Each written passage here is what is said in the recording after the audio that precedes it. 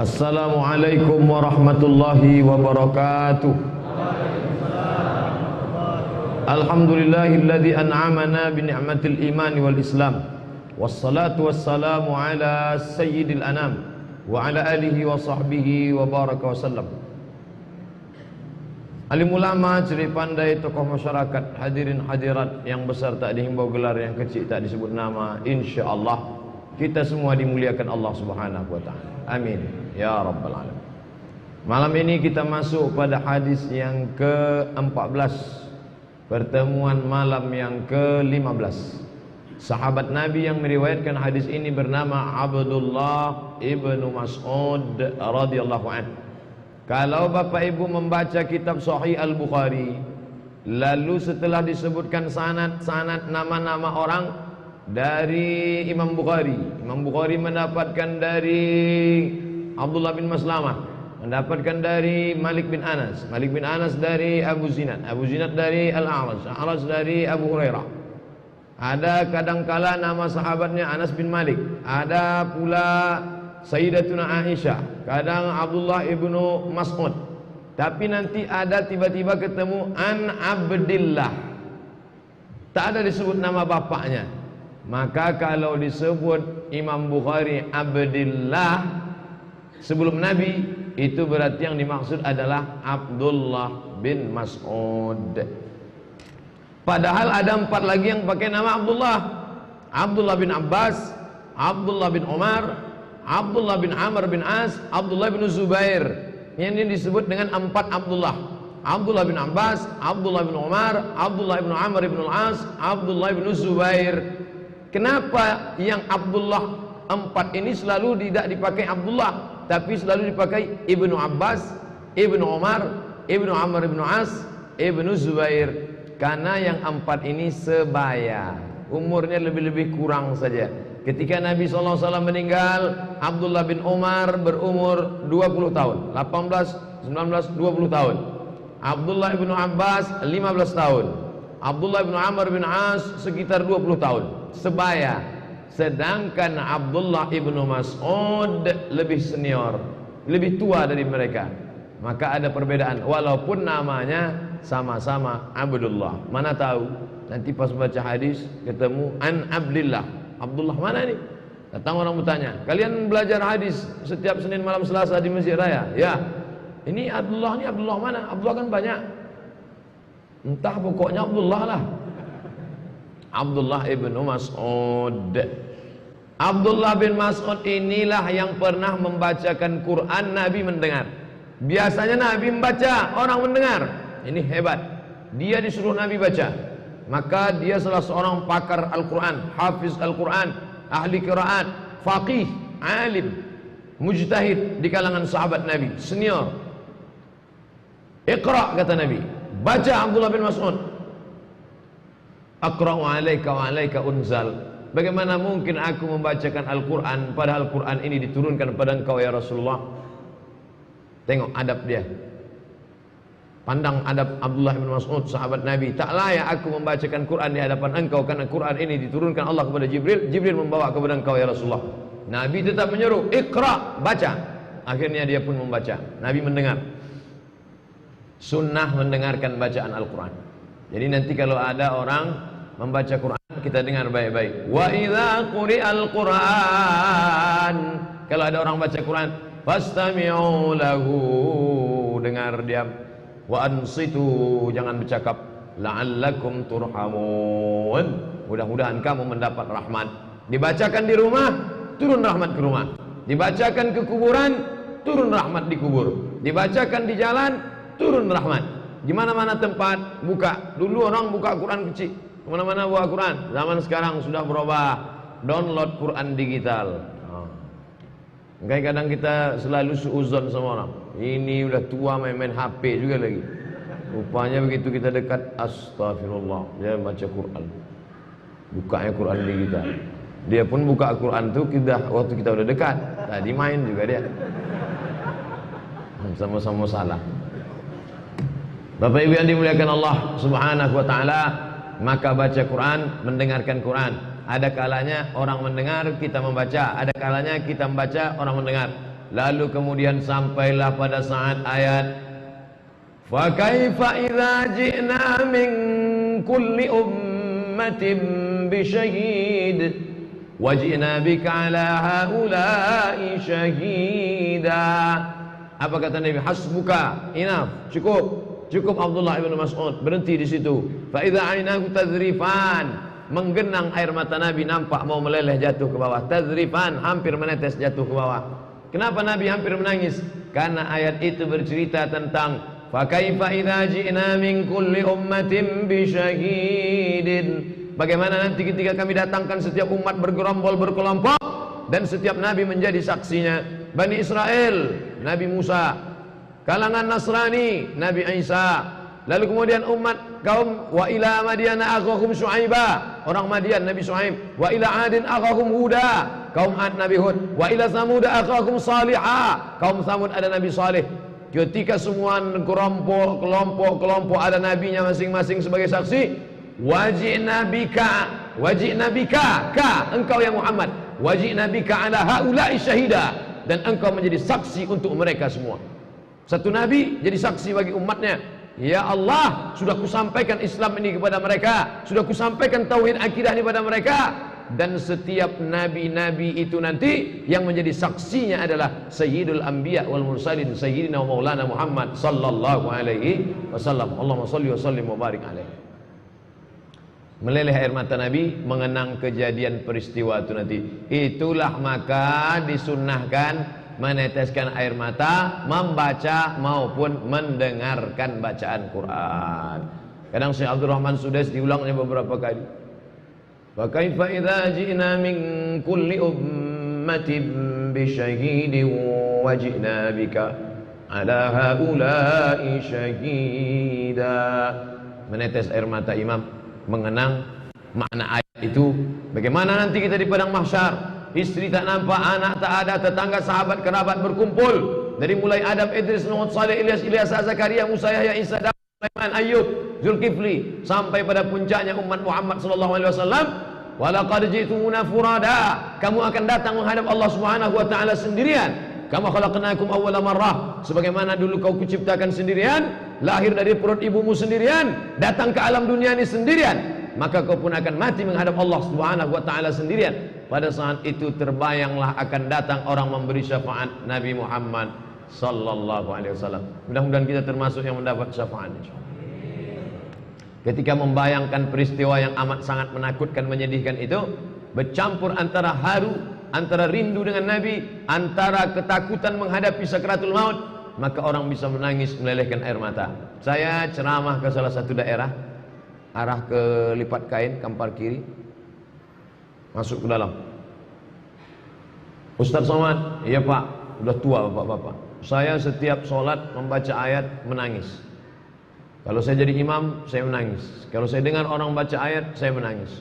Orang mengatakan saya ini sakit. Apa pendapat Ustadz? Memang itulah yang baik Pak. Bapak meneteskan air mata, berarti hati Bapak sehat, berarti jiwa Bapak, ruh Bapak hidup. Karena ketika mendengarkan ayat lembut hati. Tapi orang mengatakan saya sakit, mereka lah yang sakit. Rupanya kalau terlalu banyak orang gila, orang waras itu pun ragu tentang kewarasannya. Yakinkan dirimu, kalau kau menangis meneteskan air mata, berarti hatimu lembut. Karena kata Nabi, bacalah Quran dan tabaku, menangislah, fabeku, menangislah. Kalau kau tidak bisa menangis, buat dirimu bersedih, menangis. Tepat pada ayat-ayat azab. Rabbana absarna wa sami'na farji'na na'mal salihan inna muqinun. Rabbana absarna, ya Allah, mata kami sudah menengok azab. Wa sami'na, telinga kami sudah mendengarkan teriakan pekikan orang yang ada dalam neraka jahanam. Farji'na, balikkan kami lagi ke dunia. Na'mal salihah, kami ingin beramal saleh. Inna muqinun. Menangis ini. Selesai salat, kenapa Pak Imam menangis tadi? Lupa ayat sudah itu.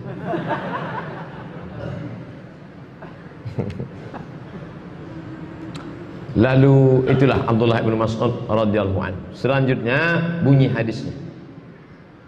Qala Rasulullah sallallahu alaihi wasallam. Qala, Nabi berkata. Qala, bukan qala. Qala, Nabi berkata. La yahillu damu mri'in muslim. La, tidak. Yahillu halal, tidak halal. Kalau tak halal berarti haram. Kalau perintahnya kuat, wajib. Kalau perintahnya tak kuat, sunat. Kalau larangannya kuat, haram. Kalau larangannya tak kuat, makruh. Tidak disuruh, tidak dilarang, mubah. Haram, lawannya halal. La yahil, tidak halal, berarti haram. La yahillu, tidak halal. Tidak halal damu, darah imri'im muslim, seorang muslim. Tidak boleh menumpahkan darah. Darah mana? Darah. Kalau dipotong leher ini keluar darah.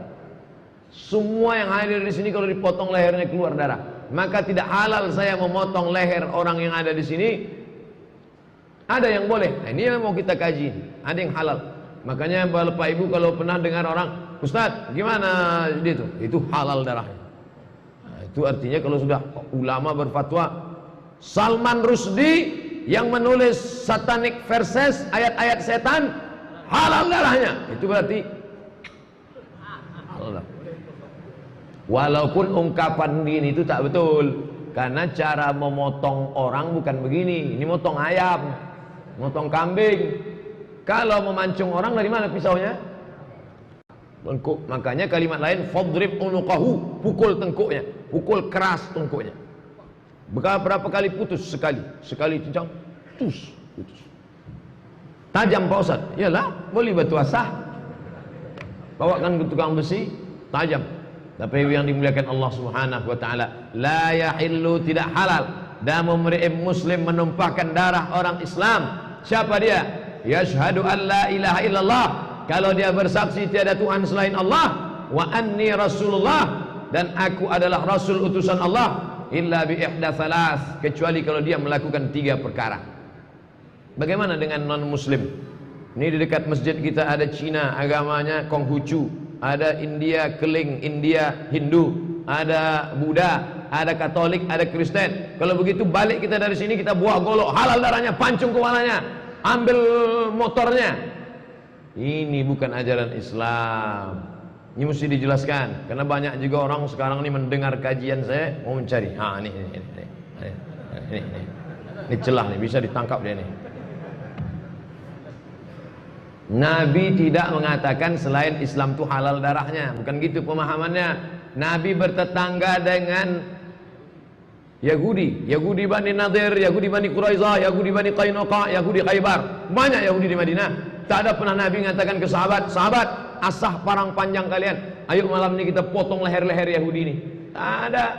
Nabi mengeluarkan muahadah, itu yang disebut dengan piagam Madinah. Orang Yahudi dengan orang Islam sama-sama di Madinah menjaga keutuhan kota Madinah. Siapa saja orang musyrik Makkah datang menyerang Madinah, sama kewajibannya. Begitu Nabi menghormati. Tapi dalam masalah menjaga Madinah. Adapun dalam masalah ibadah, wala ana a'budu ma'abattum wala antum a'buduna ma'abud lakum dinukum. Lalu yang halal darahnya itu siapa? La yanhakumullahu 'anil ladzina lam yuqatilukum fid din. Ini tentang yang berbeda agama. Ini yang tentang satu agama. Kita bahas dulu yang beda agama. La yanhakumullahu 'anil ladzina lam yuqatilukum fid din. Kalau mereka tidak memerangi kamu, walam yukhrijukum min diyarikum. Kalau mereka tidak mengusir kamu, mereka tidak memerangi kamu, mereka tidak mengusir kamu dari Pekanbaru, antabarruhum, kamu boleh berbuat baik pada mereka. Wa tuqsitu ilaihim, kamu bersikap adil. Tengok indah susunan Al-Quran.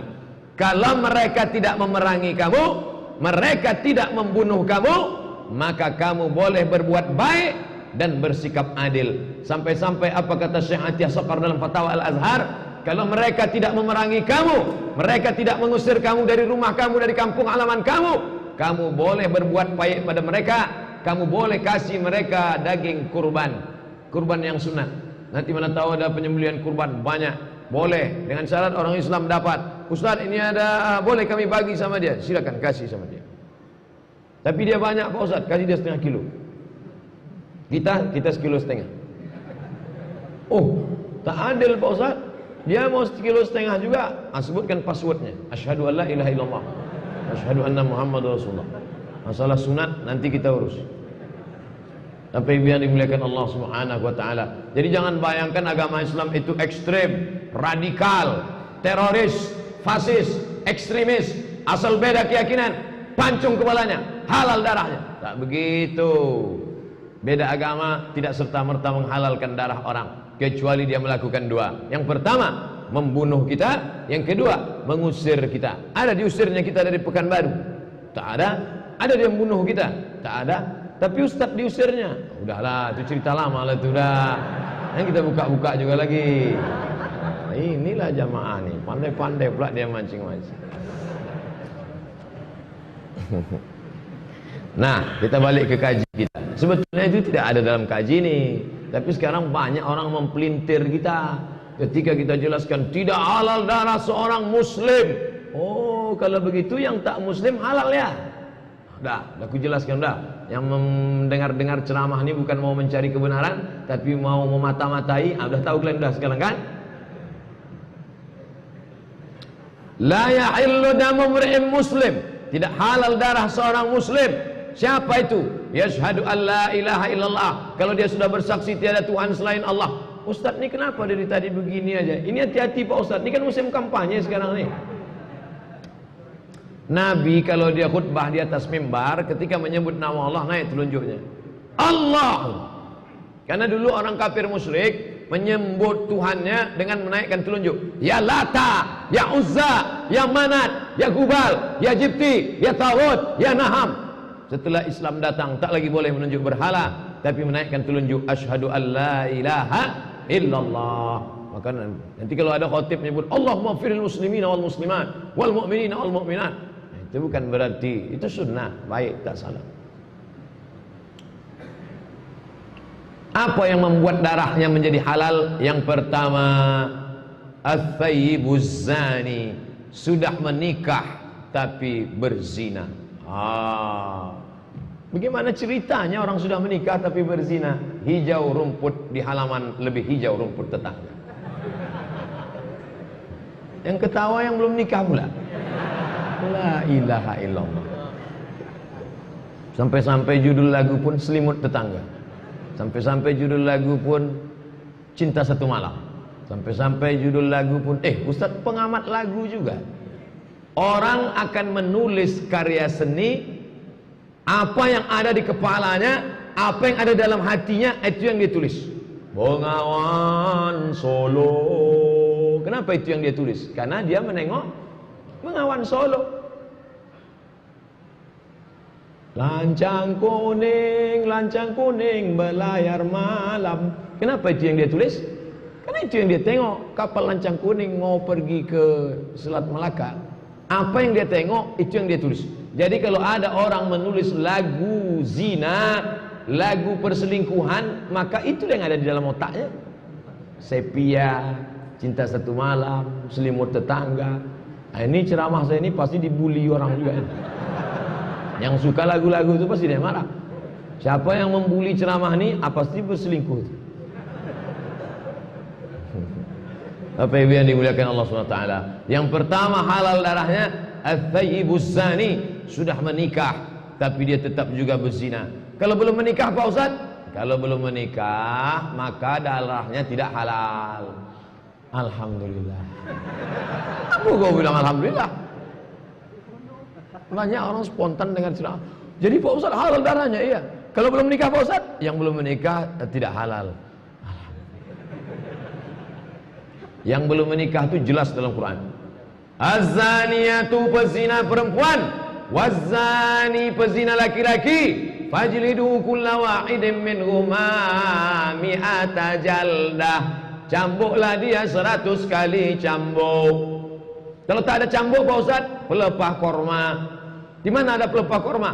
Besok pagi pergi ke An-Nur, bawa perang panjang. Izin sama Pak Faisal Komar, Pak minta pelepah korma kedua untuk mencambuk. Tak juga ada pelepah korma, pelepah sawit. Kalau mau merasakan berapa kali? 100 kali. Kalau mati dia pada pukulan 70 berhenti, pas 71 mati. Jangan pukul juga lagi. Jangan genapkan sampai 100. Inilah Bapak Ibu, kita cerita tentang orang mati, Bapak ketawa. Iyalah Pak Ustaz, orang berzina apa kita sedih? Betul juga. Apa kita sedih sama dia? Bantai terus, pukulkan, lepas korma itu, batang belakang. Bagaimana kalau dia sudah menikah? Yang sudah menikah tidak dicambuk, digali tanah, dikuburkan badannya setengah, lempar batu sampai mati, berdarah-darah dia. Ya, la ta'khulkum ra'fatun, jangan ada rasa kasihan. Ini agama Islam, ini agama yang tidak berperi kemanusiaan. Kau bilang tidak berperi kemanusiaan, tuh di barat masih ada eutanasia. Apa itu? Suntik mati, diikat tangannya, diracun. Di barat, Eropa, Amerika sekarang masih ada lagi kursi listrik, pakai baju warna kunyit campur kapur sirih, warna oranye. Dudukkan dia, menggeletar, mati, masih ada. Jadi kalau ada orang mengatakan Islam tak berperi kemanusiaan, Islam jangan kau lihat yang terhukum, tapi kau lihatlah efek perbuatan dia terhadap perempuan yang sudah dirusak kehormatannya, hancur hidupnya, tak ada masa depan. Hidup sekali, buatlah yang berarti. Hidup sekali, jangan dirusak sampai mati. Hidup sekali, jaga baik-baik. Kadang orang tua ni yang membuat anak ni berzina. Datang orang tak mahram, tak kenal, tak siapa dia, suruh di ruang tamu. Kamu siapa? Saya kawan anak bapak. Duduk kalian ya, duduk. Bapak sama mama mau nonton TV. Sila duduklah. Zina. Sila. Untung saya tak punya adik perempuan. Sempat ada adik saya perempuan, entahlah. Adik Ustaz laki-laki, anak laki-laki juga. Itulah tak dikasih Allah perempuan. Ini kalau aku kasih perempuan gawat nih.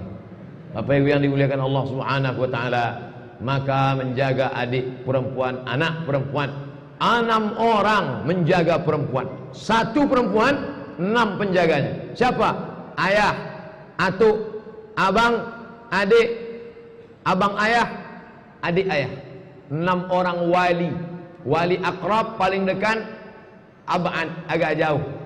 Ayah kalau tak ada ayah, atuk kalau tak ada, abang kalau tak ada, adik kalau tak ada, abang ayah kalau tak ada, adik ayah. Ini menjaga dia. Bukan saat menikah itu saja, aku nikahkan engkau dengan keponakanku dengan mahar sebentuk cincin emas tunai. Bukan itu. Kehormatannya, jilbabnya, kemana dia pergi, sama siapa. Ini anak kami ini mau kami kirim ke Jakarta Pak Cik. Sama siapa nanti dia di Jakarta? Sendirian kos-kosan, jangan.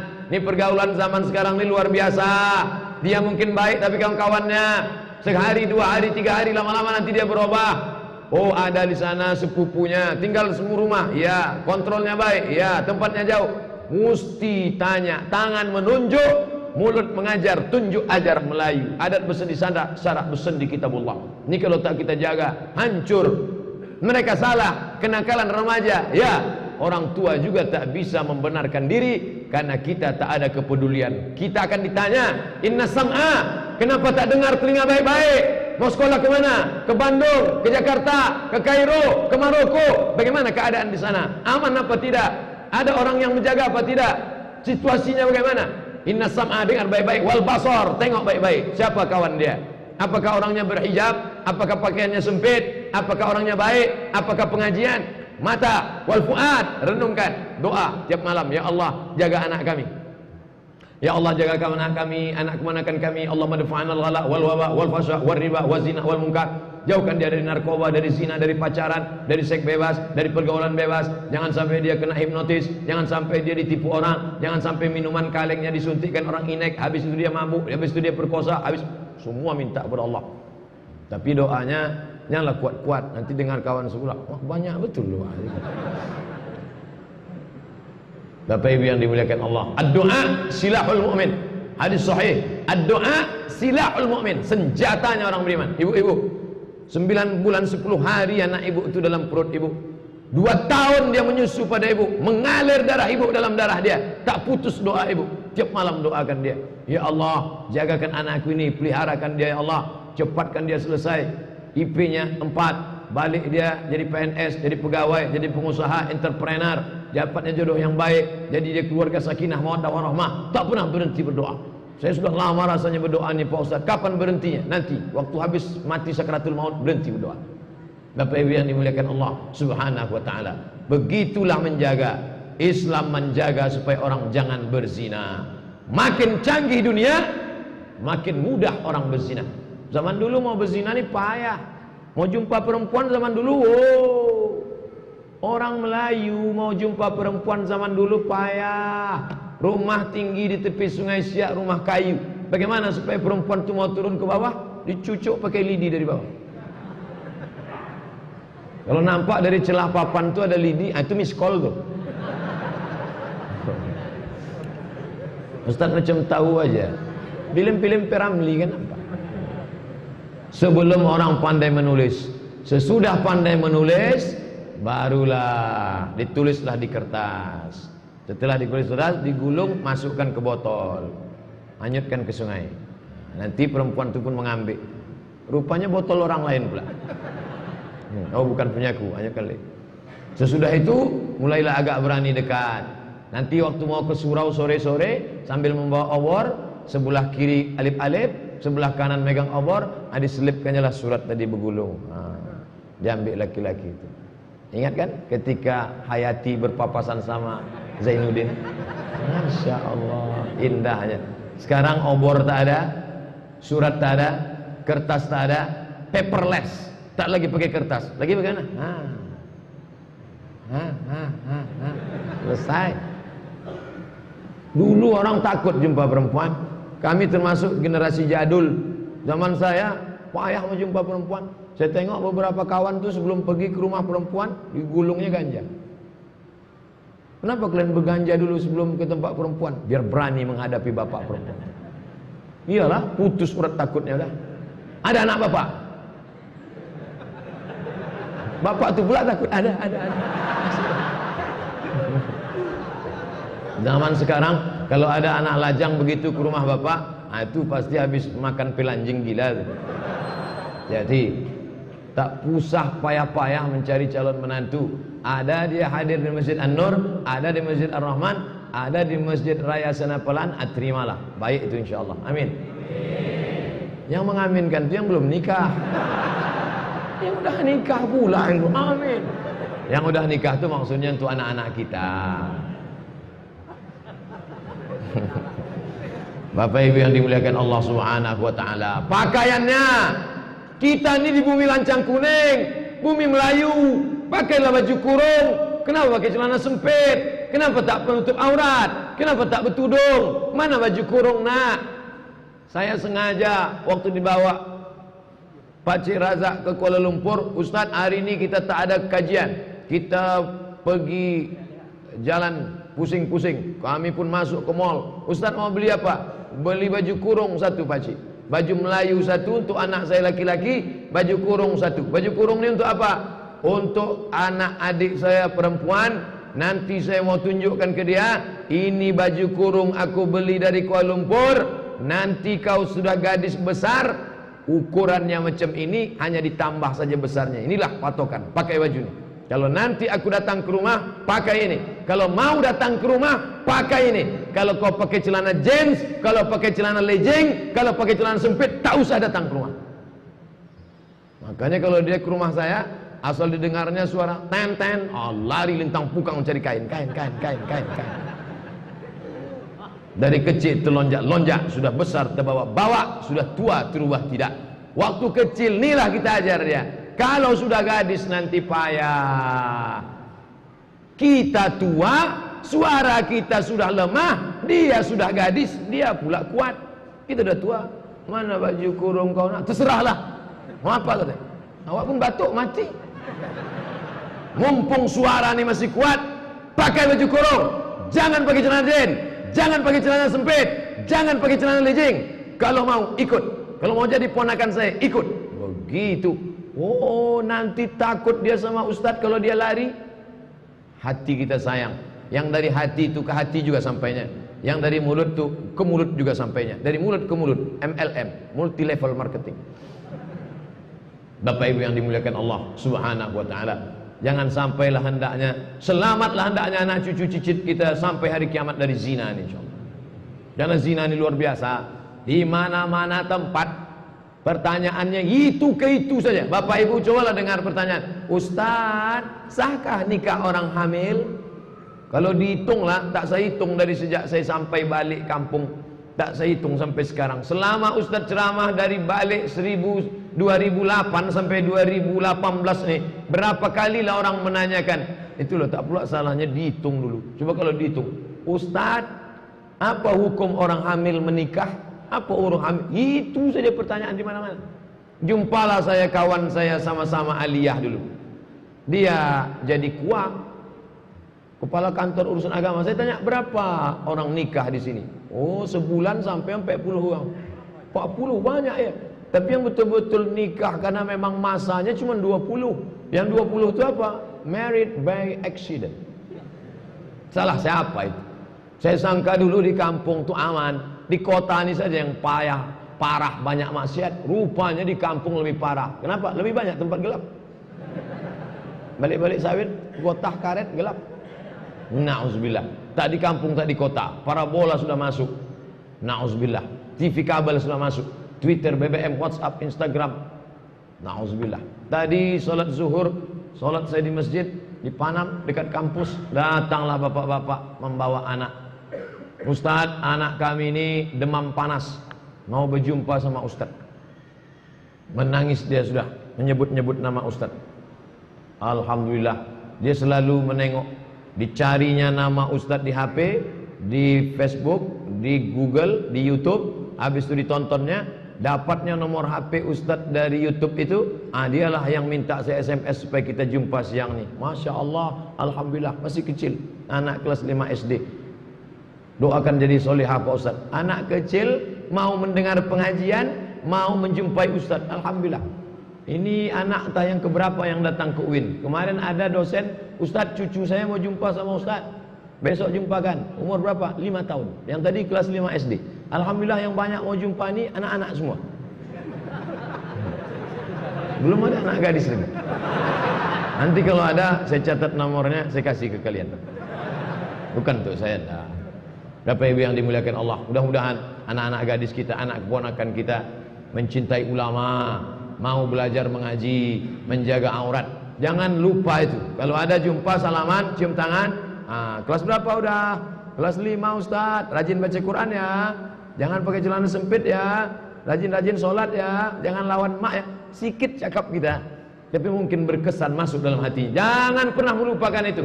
Tanya siapa nama, sudah kelas berapa, di mana sekolah, rajin-rajin baca Quran, sholat. Jangan lawan mak, jangan lawan ayah. Mungkin 10 pancing yang kita pasang, 1-2 dapat ikan, biarlah yang lain dilarikan ikan. Tapi 1 itu dapat. Ayyahdiyallahu bika rajulan wahidan. 1 orang dapat hidayah karena mulutmu. 1 orang ingat kaji karena mulutmu.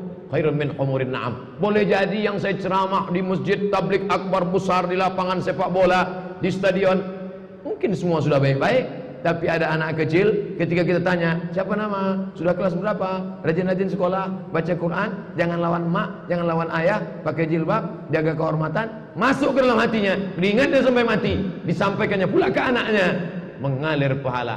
Bapak Ibu yang dimuliakan Allah Subhanahu wa taala, jaga dari yang pertama, at-thayyibuz zani. Pernah tak terjadi zaman Nabi? Pernah.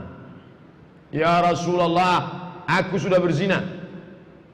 Kata Nabi, pulang engkau ke kampungmu, lahirkan dulu anakmu. Karena dia dalam keadaan hamil. Tidak boleh merajam. Kalau cambuk, jilid namanya. Kalau lempar batu sampai mati, rajam namanya. Tidak boleh merajam perempuan yang sedang hamil. Karena anak di dalam, dalam perutnya itu tak salah. Sedang hamil dia. Kata Nabi, pulang dulu engkau ke kampung, lahirkan anakmu. Setelah anaknya lahir, dia datang lagi. Ya Rasulullah, aku yang dulu mengaku berzina, sekarang rajamlah aku. Kata Nabi, anakmu itu kau susukan 2 tahun. Balik ke kampung, susukan anak. Setelah 2 tahun, datang lagi dia. Apa kata dia? Anakku sudah besar, anakku sudah lahir, tidak ada lagi kewajiban. Lalu kata Nabi kepada sahabat, tanam dia sekerat badan. Habis itu dilempar batu sampai mati, meninggal dunia. Ini pernah terjadi. Bukan hanya sekedar ayat, bukan hanya tertulis di atas tinta pena, di atas kertas, tapi pernah terjadi pada zaman Nabi Muhammad sallallahu alaihi wasallam tentang orang yang mati dirajam. Menunjukkan bahwa di zaman Nabi ada perempuan yang pernah berzina, bahwa di zaman Nabi ada orang berzina, tapi takutnya luar biasa. Lebih baik aku dirajam di dunia daripada kerikil neraka diletakkan di bawah tapak kaki. Yang lebih hadimaruhu, mendidih, menggelegak otak di atas kepala. Nauzubillah.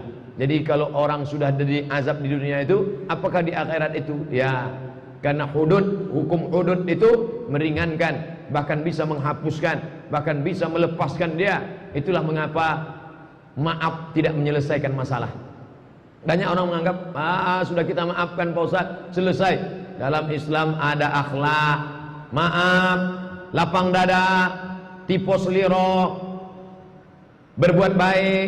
Betul, tak salah, tapi ada hukum yang harus ditegakkan. An-nafsu bin nafsi, nyawa balas nyawa. Wal ainu bil aini, mata balas mata. Wal udhunu bil udhuni, telinga balas telinga. Wal juswinu bis sinni, gigi balas gigi. Wal juruha qisas, kalau dilukai maka luka juga balasnya. Faman afa, tapi siapa yang mau memaafkan, maka Allah Subhanahu wa taala akan berikan dia ampunan, maaf. Hukum bunuh begitu juga. Selanjutnya, setelah selesai nauzubillah zina, halal darah orang yang berzina itu Pak Ustaz, yang sudah menikah, berzina dia, halal darahnya, tapi tidak dipancung, tidak digantung, tidak ditembak, tidak disuntik mati, tidak disetrum. Sekarang macam-macam cara orang membunuh. Di Mesir gantung, di Irak gantung, diletakkan tiang gantungan, lalu kemudian kakinya di atas kursi, ditendang kursi itu, jatuh, patah leher. Nauzubillah. Video almarhum Saddam Hussein ketika digantung oleh rezim, meninggal dunia. Mudah-mudahan diberikan Allah husnul khatimah insyaallah. Patah leher. Di Mesir gantung, Irak gantung. Sedangkan di Indonesia tembak. Beberapa tertuduh, tersangka di tempat kita ditembak. Tapi hukum Islam tidak tembak, tidak gantung. Lalu bagaimana? Dipancung. Yang melaksanakan pancung ini adalah Saudi Arabia. Sampai sekarang masih ada hukum pancung. Dipancung kepalanya dari tengkuk, ditarik ke belakang, kerah baju ni, buka kancing, duduk macam duduk tasyahud, langsung pancung sekali. Mancungnya sekali, bukan sikit-sikit. Sekali, tus, bisa putus Pak Ustaz, ya. Sekali, itu tebal leher, tulangnya tajam, pisaunya, pisau tebal, tus, putus dia. Masya Allah, tabarakallah, na'udzubillah.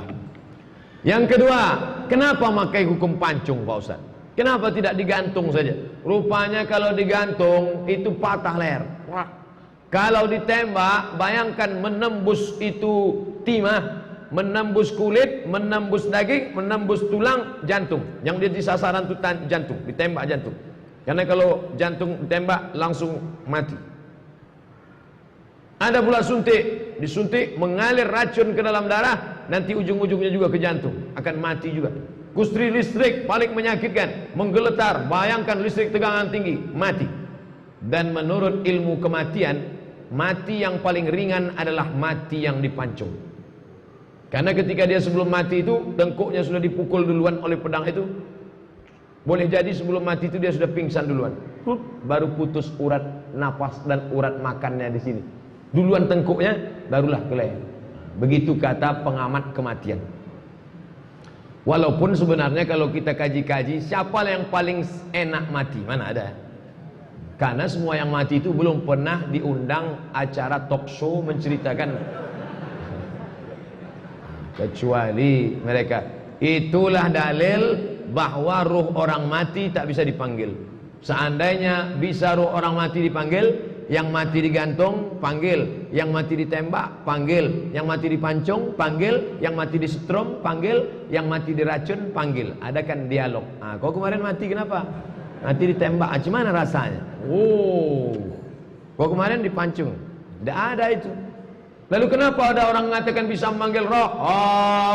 Jelangkung datang dijemput balik tadi antar, datanglah, datanglah. Yang datang itu bukan rohnya, yang datang itu jin qarin, orang yang selalu bersama dengan qarin. Mana tahu nanti datang penipu di Pekanbaru ini, na'udzubillah, na'udzubillah, zaman berganti, musim berubah, datang penipu, datang dajjal, tiba-tiba dia mengaku, aku bisa memanggil roh Abdul Somad. Roh siapa mau kalian request? Kami rindu sama Ustadz kami. Siapa namanya? Ustadz Somad. Dipanggilnya, hai Abdul Somad, datanglah, datanglah. Tiba-tiba datang, assalamualaikum warahmatullahi wabarakatuh. Adapun judul pengajian kita malam ini pada pertemuan adalah hadis Arba'in Nawawi. Qala Rasulullah SAW. Kau Ustadz Somad kau? Bukan, itu jin qarin yang ikut waktu saya lahir dulu. Tahu dia jadwal-jadwal saya. Siapa kamu? Akulah Abdul Somad yang dulu pernah ceramah ke sana, pernah ke sini, dan kami punya jadwal rutin setiap Senin malam Selasa di masjid, dan pada malam terakhir itu ada acara makan bersama. Tahu dia. Dan pada acara malam makan bersama tanggal 14 malam 15 itu semua mengumpulkan duit. Siapa yang mengumpulkan 20.000 maka ayam goreng. Kalau 9.000 Pak Ustadz, tolu ayam lah.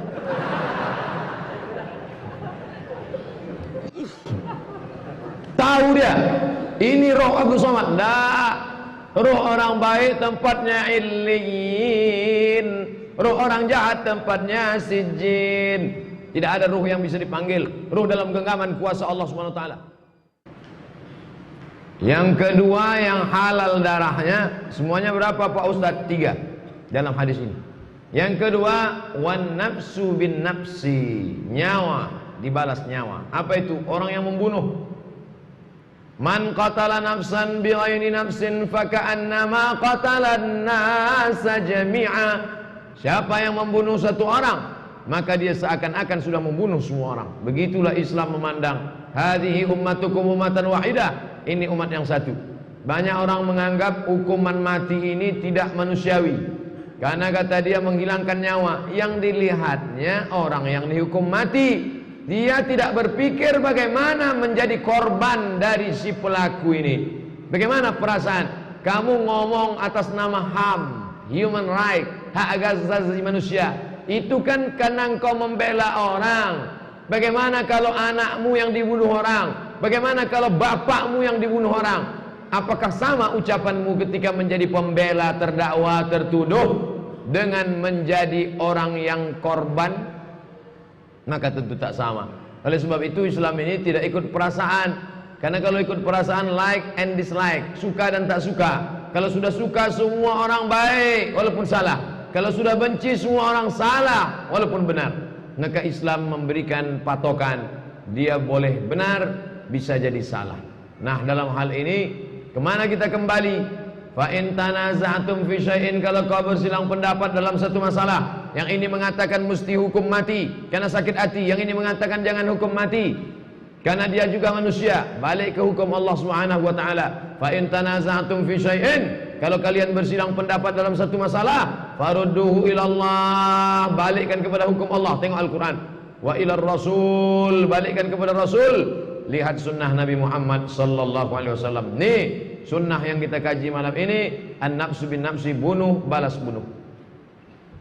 Ya ayyuhalladzina amanu, hai orang beriman, kutiba alaikumul qisas, diwajibkan bagi kamu melaksanakan hukum qisas, bunuh balas bunuh. Kalau dia membunuh, maka dipancung kepalanya. Bagaimana kalau keluarga korban memaafkan? Inilah hebatnya hukum Islam. Dari hukum pancung, biasanya orang dengan tahanan 10 tahun berubah menjadi 9 tahun setengah, lalu menjadi 9 tahun. Ini tidak. Dari hukum pancung bisa menjadi bebas. Carilah hukum di dunia ini, dari hukum mati bisa menjadi bebas. Sebab apa? Faman ufiya lahu min akhi syai'un, kalau keluarga korban memaafkan, fattiba'um bil ma'ruf, iringi maafnya itu dengan perbuatan baik. Anak dia mati meninggal dunia, dia sudah mau memaafkan, maka iringi perbuatan baik itu dia dengan yang lebih baik. Apa syaratnya? Bayar diat. Berapa diatnya? 100 ekor onta. Berapa seekor onta? Andai onta 50 juta, maka menjadi 1000 ekor, 100 ekor onta. 50 juta kali 100, 5M. Jadi kalau ada tetangga bapak, musuh bapak, kawan sekantor, sikit-sikit ngancam, macam-macam kubunuh gua. Tanya, udah ada duit 5M? Pak Ustadz, tempat kita tak ada onta, bisa kita ganti kambing? Tak bisa. Jadi bagaimana kalau tak ada onta? Yang paling rasional 1000 dinar. 1 dinar duit logam emas, 1 dirham duit logam perak. Saya dua-duanya punya, emas punya, perak punya. Ada Datuk siapa namanya, dari Kepulauan Riau, dari Batam, dari Tanjung Pinang, memberi saya. Huzrin Hud kasihnya saya, Ustadz ini dinar, ini perak. Siapa? Ustadz Pak Iqbal juga dulu dengan Ustadz Mustafa Umar, emas dinar 4,25 gram. 4,25 gram emas sekarang sekitar 3 juta, maka 1000 keping. Kalau kau membunuh, keluarganya mau memaafkan, bayar ke keluarganya itu diat penebusnya berapa? 1000 keping dinar. 3M. Pilih mana? Onta apa dinar? Dinar aja lah Pak Ustaz. Iyalah, 2M septim. Bapak Ibu yang dimuliakan Allah Subhanahu wa taala, begitulah Islam ini. Islam ini datang yang dijaganya 5. Yang pertama menjaga nyawa, tak boleh bunuh orang. Yang kedua menjaga harta, tak boleh mencuri merampok. Yang ketiga menjaga kehormatan, tak boleh caci maki. Yang keempat menjaga nasab, tak boleh berzina. Yang kelima menjaga akal, jangan pakai narkoba, jangan minum khamar, jangan. 5 yang dijaga Islam. Makanya siapa yang berislam jaga 5. Siapa yang sudah Islam dijaga 5 dalam dirinya. Bapak Ibu yang dimuliakan Allah Subhanahu wa taala, maka masalah membunuh ini macam-macam. Ada orang membunuh dengan pisau, senjata tajam. Ada orang yang membunuh dengan sniper, tembak dari jauh. Ada orang membunuh dengan senjata tumpul. Tapi ada juga cara membunuh yang sampai hari ini RUU-nya belum bisa disahkan oleh negara. Apa dia? Santet. Karena tak bisa dibawa ke pengadilan. Siapa yang mau jadi saksi? Suster ngesot, jin iprit, tak bisa. Racun. Racun kalau dibuktikan secara medis, diotopsi jenazahnya, diperiksa. Kenapa dia mati? Tadi pulang ke rumah tiba-tiba batuk, mati. Lalu kemudian diperiksa sama dokter. Di mana dia terakhir minum kopi? Di sini. Kopi apa dia minum? Kopi luwak, tak mungkin mati. Saya berapa kali minum kopi luwak, tak mati-mati. Ya, Pak Ibu yang dimuliakan Allah Subhanahu wa taala.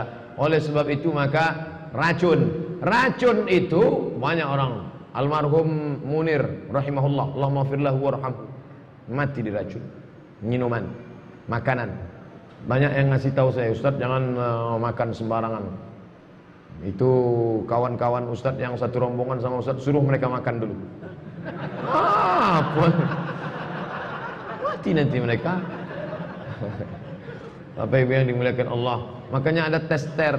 Untuk pejabat-pejabat itu, orang-orang kaya itu ada tester, tukang tes. Jadi kalau dikasih makan, tes dulu. Itu uang, mati. Bapak Ibu yang dimuliakan Allah. Tapi nenek moyang kita zaman dulu apa ada racun arsenik yang dimasukkan ke dalam? Tidak ada. Tapi canggih racunnya. Racun orang zaman dulu itu bagaimana? Dikumpulkan miang, segala miang. Miang itu apa bahasa Indonesia? Miang buluh, miang bambu, miang tebu, miang dalam hutan itu yang di daun-daun. Dikumpulkan banyak-banyak. Habis itu dikikiskan besi, emas, dikikiskan. Dicampur, baru dibacakan mantra-mantra. Hai, hantu setan segala datanglah. Dikirim pakai kuku, ke ujung kuku. Colekkan ke ujung kuku. Mana yang mau kita? Itu dia. Siapa itu? Itu ustadz yang sedang viral itu. Masuk ke air minumnya. Itu maka air minum ditutup. Kalau dikirimkannya, mengapung racun itu di atas. Dia tak mau ke dalam. Kalau orang yang mau menunjukkan dia hebat, dimasukkannya ke mulut. Tapi tak ditelannya.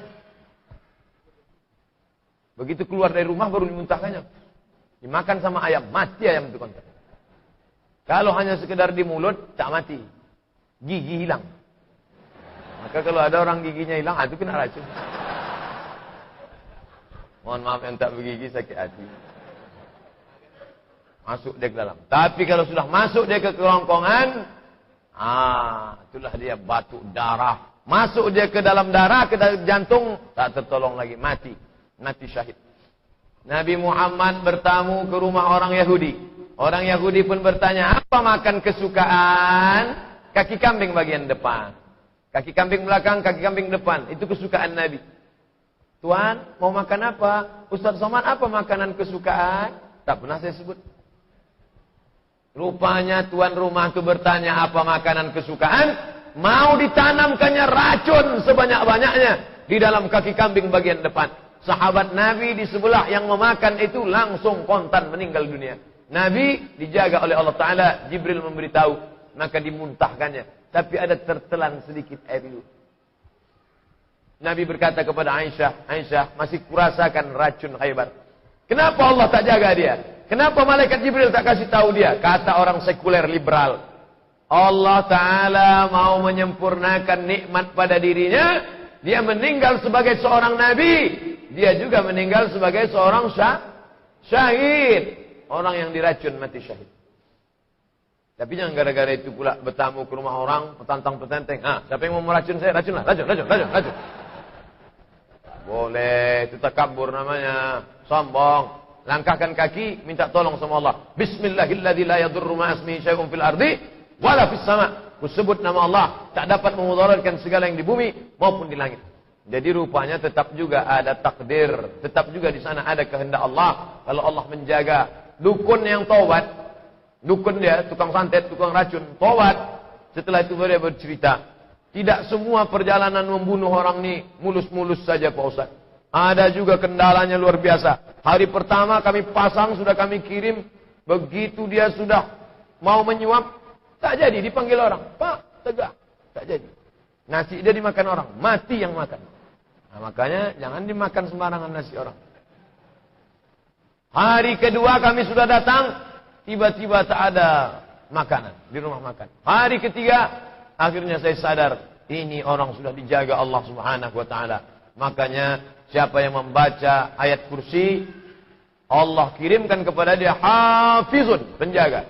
Minta perlindungan Allah Subhanahu wa Ta'ala. Andai kena juga, berarti Allah ingin menjadikan dia mati syahid. Kalau dia mati syahid bagaimana? Dia tidak merasakan sakaratul maut, melainkan kal qarsi, seperti cubitan saja.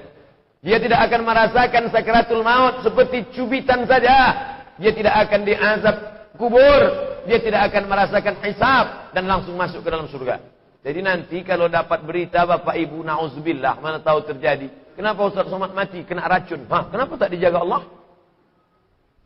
Ajaban li amril mu'min. Orang beriman itu mengagumkan. In asabathu sarra. Kalau datang menyenangkan hati, selamat dari racun, selamat dari santet, selamat dari sihir. Syakar, dia bersyukur. Karena khairan lahu, baik baginya. In asabathu darra. Anda dia mati kena racun, mati dia kena santet, mati dia kena sihir, mati dia kena tuju, mati dia kena hantu. Sabar, dia bersabar, diterimanya itu sebagai ketetapan Allah. Karena khairan lahu, itu pun baik bagi dia. Tapi tetap ada usaha dan ikhtiar. Baca doa. Udah jelas-jelas itu dukun santet, dukun racun. Bertamu juga ke rumah dia. Itu menyerahkan nyawa itu namanya. Itu sama artinya pisau. Bunuh. Ada usaha kita. Ada ikhtiar kita. Bapak Ibu yang dimuliakan Allah Subhanahu wa Ta'ala.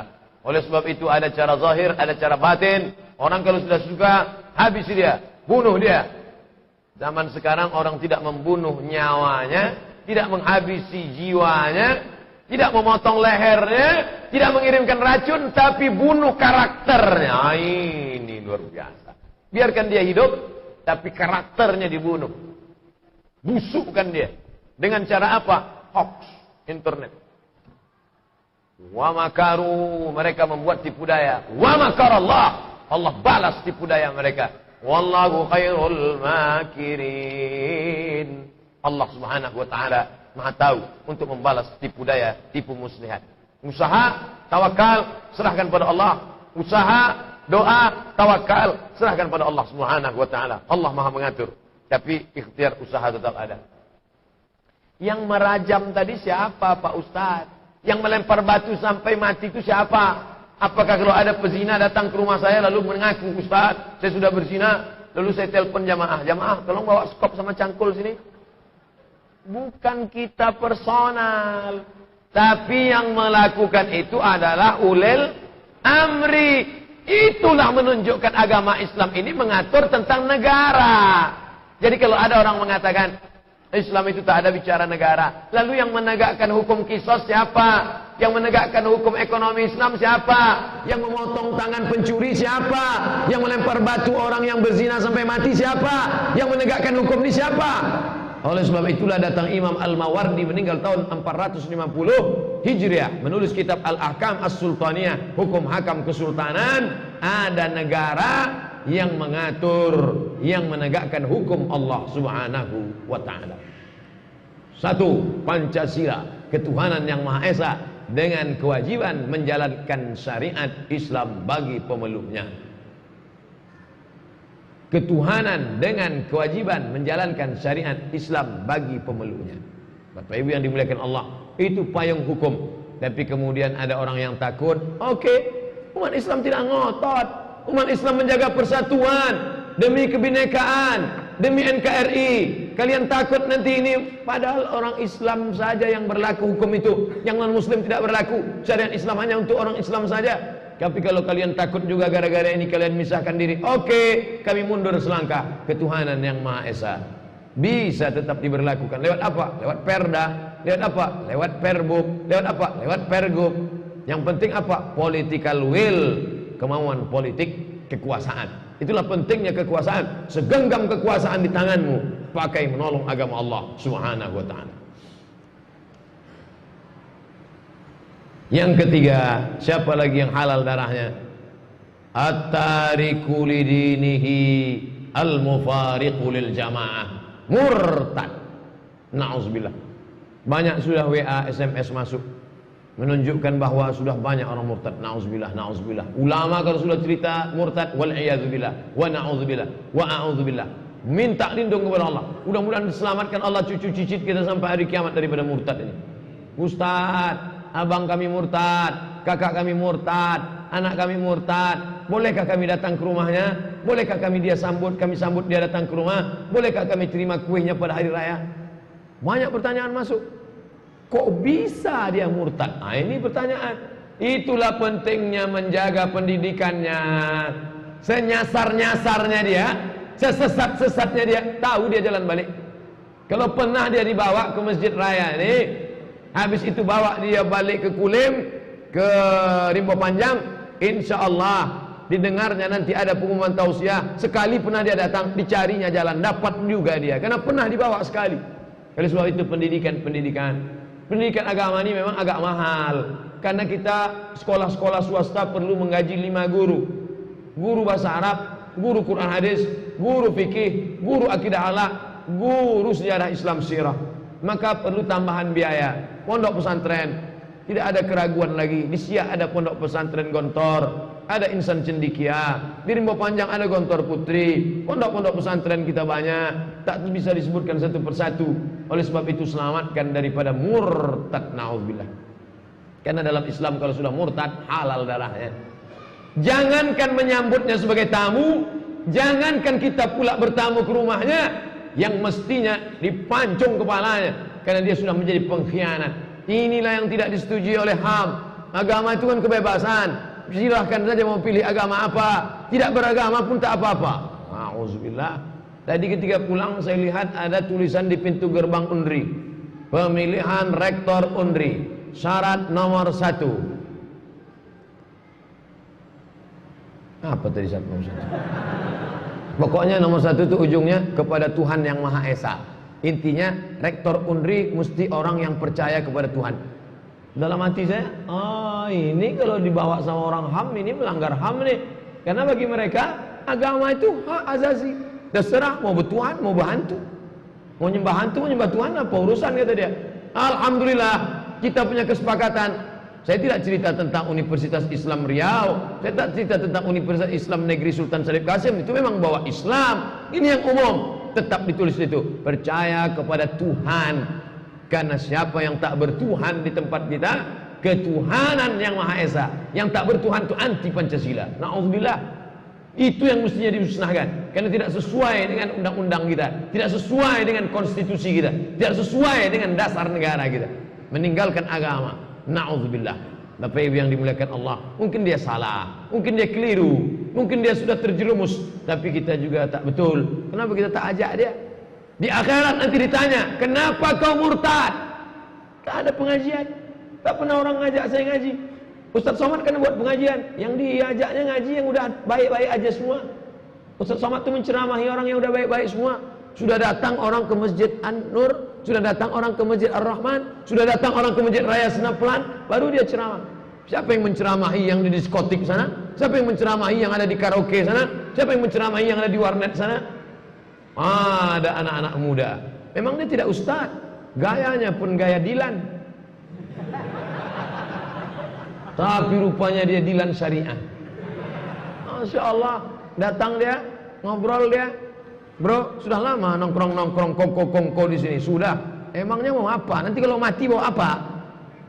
Terngiang kepala mereka yang diomonginnya tadi. Kalau mati bawa apa? Kalau mati bawa apa? Kalau mati bawa apa? Pas dia mau makan, kalau mati bawa apa? Pas dia mau tidur, kalau mati bawa apa? Kalau mati bawa apa? Dia tidak ada bacakan ayat Quran, dia tidak ada bacakan hadis, dia cuma berkata, kalau mati bawa apa? Tapi kata-katanya itu masuk ke kepala. Kata-katanya itu merasuk dalam tangkai jantung orang. Akhirnya orang pun bertaubat. Ayyahdiyallahu bika rajulan wahidan. Satu orang dapat hidayah karena mulutmu. Khairum min umurin na'am. Lebih baik daripada kau memiliki seekor unta yang merah. Khairum minad dunya wa ma fiha. Lebih baik daripada dunia dan seisinya. Begitulah anak-anak muda sekarang berdakwah. Kemarin kamu motornya, saya lihat motor yang ke Masjid Raya ini kemarin di warnet, di karaoke nih, berdakwah Pak Ustaz. Pandai pula dia ngeles. Murtad nih tak ada ampun Bapak Ibu. Na'udzubillah. Makanya alhamdulillah masjid ini masjid kebanggaan kita.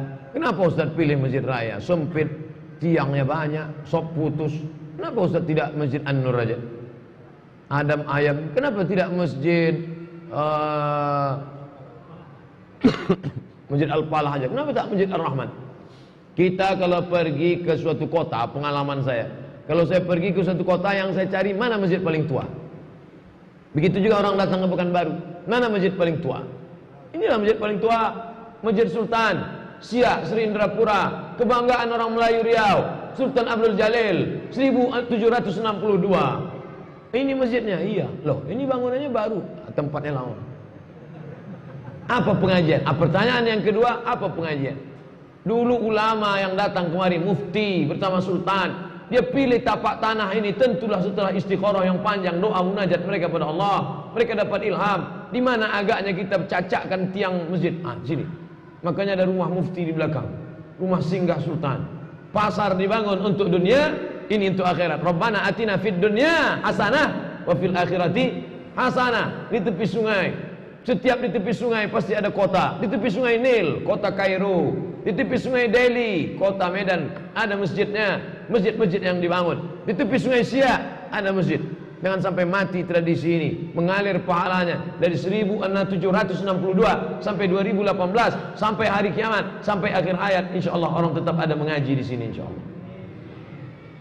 Untuk menjaga anak cucu cicit kita dari murtad, maka ikon-ikon agama mesti dibangkitkan. Alhamdulillah masjid ini tidak terlalu besar, sederhana biasa, tapi ada historis yang luar biasa. Maka dibuatkan kajian-kajian, kajian pelatihan zakat, kajian penyelenggaraan jenazah, kajian pranikah.